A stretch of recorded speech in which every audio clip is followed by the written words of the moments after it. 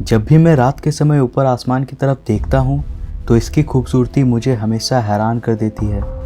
हम इतने छोटे छोटे बिंदुओं को देखते हैं जिनकी आकार की कल्पना हमें अचंभे में डाल देता है। कितना सुंदर है ये ब्रह्मांड।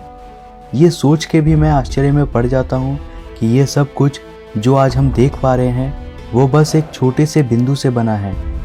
हम सब इस छोटे से नीले कंचे में अपना सारा जीवन बिता देते हैं जो इतने बड़े ब्रह्मांड में ना के बराबर जगह घेरती है। कितने छोटे हैं हम इस ब्रह्मांड की तुलना में। दृश्य ब्रह्मांड जिसे आज तक हम देख पाए हैं, जहाँ तक की रोशनी हमारे पास आज तक पहुँच पाई है, पर इसके बाहर क्या है? क्या आपने कभी ये सोचा है हमारे दृश्य ब्रह्मांड के बाहर क्या हो सकता है? इसके बारे में सोचते ही शरीर में एक सनसनाहट सी दौड़ जाती है। कितना आकर्षक होगा अनदेखा ब्रह्मांड। इसकी कल्पना हम में एक नई उमंग सी भर देती है।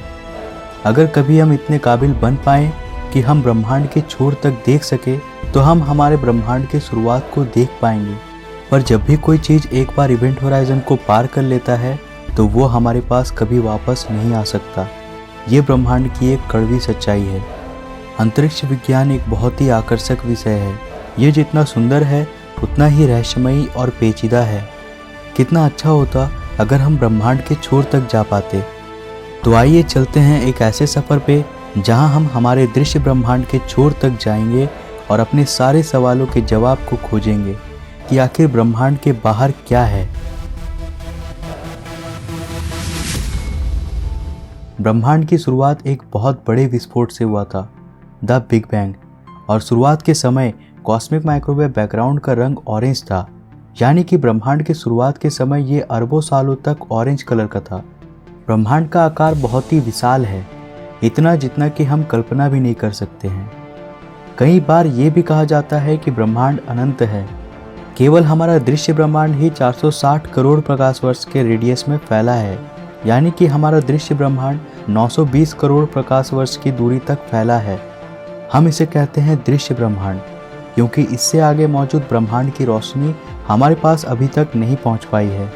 ब्रह्मांड में दूरी को मापने के लिए हम एक मेथड का यूज़ करते हैं जिसे कहते हैं द कॉस्मोलॉजिकल रेड शिफ्टिंग। ये एक प्रकार का छाप है जो ब्रह्मांड का फैलाव प्रकाश के किरणों पर छोड़ती है। इसे आसानी से समझने के लिए प्रकाश की वेवलेंथ जितनी बड़ी होगी वह उतनी ही रेड शिफ्टेड होती जाएगी और छोटी वेवलेंथ नीले रंग की होती है। तो अगर ब्रह्मांड नहीं फैल रहा होता तो दूर मौजूद गैलेक्सीज से आने वाली प्रकाश उसी रंग के होते जैसा उस गैलेक्सी का रंग था। पर हम जानते हैं कि ब्रह्मांड फैल रहा है। तो आखिर वह क्या है जहां तक हम देख सकते हैं? पार्टिकल होराइजन, जो हमारे दृश्य ब्रह्मांड का सबसे अंतिम छोर है। ये वर्तमान में ब्रह्मांड के सबसे दूरस्थ भाग का हिस्सा है। दूसरे शब्दों में ये वो सबसे दूरस्थ भाग है जो कि संभवतः लगभग हमारे संपर्क में है। और हर वो चीज़ जो कि इस पार्टिकल होराइजन के अंदर है उसे हम कहते हैं द ऑब्जर्वेबल यूनिवर्स। आपका यह जानना जरूरी है कि ये दूरस्थ भाग ही वह दूरी है जिसे हमें अपने सफ़र में तय करना होगा अगर ब्रह्मांड का विस्तार थम जाए तो। इसका मतलब है कि अगर हम एक स्टैटिक यूनिवर्स में ट्रैवल कर रहे होते तो ये ही हमारे नॉन यूनिवर्स का एंड होता, यानी हमारी मंजिल।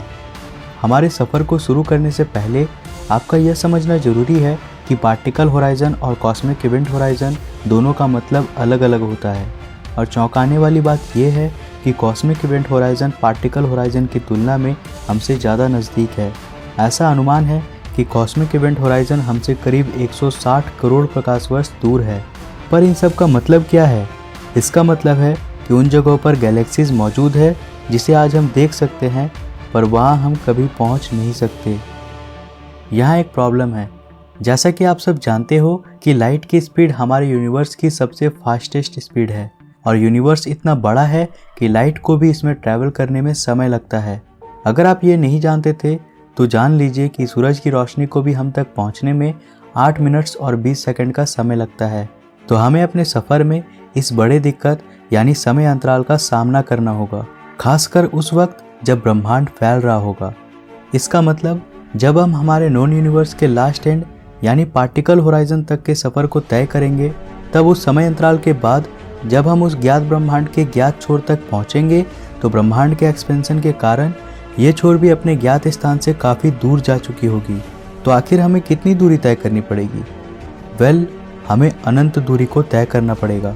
इवन हमारे पास एक ऐसी स्पेसक्राफ्ट क्यों ना हो जो कि लाइट की स्पीड से ट्रैवल करती हो। आइए पहले जान लेते हैं स्पेस ट्रैवल को अच्छी तरह से। जैसा कि हम जानते हैं कि ब्लैक होल्स के पास अपना एक इवेंट होराइजन होता है। ये हमारे ब्रह्मांड और ब्लैक होल के बीच का आखिरी छोर होता है और इसे क्रॉस करने के बाद हम किसी भी इंफॉर्मेशन को दोबारा नहीं देख पाएंगे, क्योंकि यहाँ पहुँचने के बाद प्रकाश भी रेड शिफ्टेड होते हुए अदृश्य हो जाती है। हमारा ब्रह्मांड भी कुछ ऐसे ही नियमों पर चलता है। ब्रह्मांड की भी एक बाउंड्री यानी छोर है, जिसके बाद मौजूद गैलेक्सीज की लाइट हम तक कभी पहुंच ही नहीं सकती, क्योंकि उसे हमारे पास पहुंचने के लिए ऐसे ब्रह्मांड के बीच से गुजरना होगा जो निरंतर फैल रहा है, और जिस ऑब्जेक्ट से वो प्रकाश हमारे पास आ रही है वो ऑब्जेक्ट भी प्रकाश की गति से भी ज़्यादा तेज़ी से हमसे दूर जा रही होगी, यानी वो उसके विपरीत जा रही है। ठीक ऐसा ही हमारे साथ भी होगा। हम कभी भी ब्रह्मांड के उस बाउंड्री तक नहीं जा पाएंगे, क्योंकि वो हमसे भी तेज गति से हमसे दूर चलती जाएगी। दिमाग को चकरा देने वाली एक और बात यह है कि जो आज हम ब्रह्मांड के छोर में मौजूद गैलेक्सीज को देख रहे हैं वो एक प्रकार का भ्रम है। आप इनमें से किसी भी प्रकाश स्रोत को ले लीजिए, अगर इसके प्रकाश को हम तक पहुंचने में अरबों साल लगे हैं तो ये पूरी तरह से संभव है कि वर्तमान में वो ऑब्जेक्ट जिसे हम देख रहे हैं वो वहाँ है ही नहीं। जैसे जैसे ब्रह्मांड फैलता जाएगा वैसे वैसे ब्रह्मांड हमारी पहुंच से दूर जाता जाएगा। पर क्या होगा अगर हम वहां तक जाने में सक्षम हो जाए? अगर हम लाइट के स्पीड बैरियर को तोड़ सके तो? आइंस्टाइन के अनुसार कोई भी ऑब्जेक्ट लाइट के स्पीड से ज़्यादा तेज ट्रैवल नहीं कर सकती है, और केवल लाइट ही इतनी तेज ट्रैवल कर सकती है, क्योंकि किसी भी ऑब्जेक्ट को इतनी तेज रफ्तार से गति कराने के लिए हमें अनंत ऊर्जा की आवश्यकता होगी, जो कि असंभव है। पर फिर भी हम दूसरे उपायों के जरिए इस कॉस्मिक स्पीड लिमिट को तोड़ने का प्रयास कर सकते हैं, और इनफैक्ट हम ऑलरेडी ये कर रहे हैं। सुपर लुमिनल मोशन, जिसे पहली बार साल 1902 में देखा गया, जैकोबस कैप्टेन, इन्होंने ही इस इजेक्शन को सबसे पहले देखा था, एक नोवा में। सुपर लुमिनल मोशन प्रत्यक्ष रूप से स्पीड ऑफ लाइट से भी ज़्यादा तेज मोशन है, जिसे कुछ रेडियो गैलेक्सीज और क्वेज़ार्स में देखा गया है। यह अनुमान है कि इनके स्रोतों में एक ब्लैक होल मौजूद हो सकता है जो इस हाई वेलोसिटी के लिए जिम्मेदार है। सुपर लुमिनल स्पीड ही वास्तव में वार्प ड्राइव के आइडिया को देती है। आइए कल्पना करते हैं कि हमारे पास एक वार्प ड्राइव कैपेबल रॉकेट है। फर्स्ट ऑफ ऑल इसे चलाने के लिए हमें सितारों की सारी मैस को एनर्जी में बदलना पड़ेगा, पर अगर हम पार्टिकल होराइजन तक पहुंचने के काबिल हो गए तो हमें वहां से और भी यूनिवर्स देखने को मिलेंगे। जब हम और आगे जाकर पीछे मुड़कर अपने ब्रह्मांड को देखेंगे तब हमें ये एक न्यू बॉर्न यूनिवर्स जैसा दिखेगा। पर जब हम इससे भी आगे जाएंगे तब क्या होगा? बड़े पैमाने पर हमारे ब्रह्मांड का आकार ज़्यादातर सपाट है, और छोटे पैमाने पर यह सितारों और आकाशगंगाओं का एक लहर है जिसे हम विस्तार मानते हैं। इसकी तुलना करिए समुद्र में आने वाली लहरों से। ठीक वैसा ही आकाशगंगाओं के वितरण का माप और कॉस्मिक बैकग्राउंड रेडिएशन हमें यह साबित करते हैं कि ब्रह्मांड ज़्यादातर सपाट है, लेकिन ये अनंत तक सपाट नहीं है। इसका क्या मतलब है? वेल, इसका मतलब है कि अगर स्पेस टाइम वाकई में सपाट है तो ब्रह्मांड भी अनंत होगा, यानी कि ब्रह्मांड का कहीं भी अंत नहीं होगा। पर सबसे बड़ा सवाल है कि क्या वाकई में ब्रह्मांड सपाट है? हमारी पृथ्वी हमें तब तक गोल नहीं दिखाई देती जब तक हम इसे स्पेस से ना देखें, और यहाँ ज़मीन पर यह हमें पूरी तरह से सपाट दिखती है।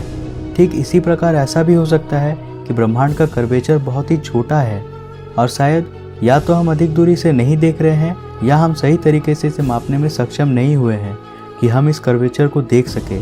शायद ये संभव है कि ब्रह्मांड का भी कर्वेचर है, और अगर वास्तव में ये कर्वेचर है तो ऐसा हो सकता है कि ये ब्रह्मांड एक हाइपरस्फीयर की सतह है, और अगर ऐसा हुआ तो हमारा वार्प शिप इसी हाइपरस्फीयर का चक्कर काटता रह जाएगा, और पूरा चक्कर लगाकर हम वापस वहीं पहुंच जाएंगे जहां से हमने शुरुआत की थी। हालांकि थ्योरी ऑफ रिलेटिविटी को एक मानक के तौर पर माना जाता है, परंतु ये थ्योरी प्रत्येक क्षेत्र के लिए लागू हो ऐसा जरूरी नहीं है। यहीं से मल्टीवर्स के विचार का भी जन्म होता है। कुछ सिद्धांत हमें कहते हैं कि हमारा ब्रह्मांड एक बबल हो सकता है जो कि एक अनंत दूरी तक फैली मल्टीवर्स का एक हिस्सा है, और अगर ऐसा है तो यहाँ कई सारी पॉसिबिलिटीज़ हो सकती है जिसे हम ज़्यादा बेहतर जानते हैं पैरेलल यूनिवर्स के नाम से। हो सकता है कि यहाँ बिल्कुल हमारे जैसे प्लैनेट्स मौजूद हो, और यहाँ पर ऐसे लोग रह रहे हों जो बिल्कुल दिखने में हमारे समान हो और वे हमसे कई खरब प्रकाश वर्ष की दूरी में अपनी ज़िंदगी जी रहे हों। कितना अद्भुत होगा ये। भविष्य में वार्प ड्राइव की थ्योरी का वास्तविकता में आना और हमारे पास सुदूर ब्रह्मांड के सफ़र करने की काबिलियत वाकई में बहुत ही रोमांचक होगी। प्रतिदिन हम टेक्नोलॉजी को और अच्छे तरीके से समझ रहे हैं और हम इंसान तेज़ी से विकास की ओर आगे बढ़ रहे हैं। हमारे टेलीस्कोप्स अब और भी शक्तिशाली बन गए हैं और हर एक दिन के गुजरने के साथ साथ स्पेस ट्रैवल भी सच्चाई के करीब आ रही है। मार्स मिशन से लेकर इंटरस्टेलर मिशन तक हम एक दिन इतने काबिल ज़रूर बन जाएंगे कि हमारे लिए कुछ भी नामुमकिन नहीं रहेगा। तो आज के लिए बस इतना ही। मुझे लगता है कि आज का ये वीडियो आपको बहुत पसंद आया होगा। अगर वीडियो पसंद आया हो तो लाइक करो और अपने फ्रेंड्स के साथ शेयर करो।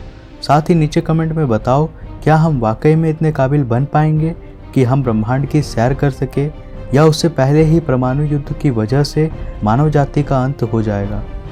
नीचे कमेंट में ज़रूर बताओ। अगर आप नए हो इस चैनल पे तो चैनल को सब्सक्राइब करो, साथ ही नोटिफिकेशन बेल को भी ऑन कर लो। मैं मिलता हूँ फिर से एक नए इंटरेस्टिंग वीडियो के साथ। तब तक के लिए बाय।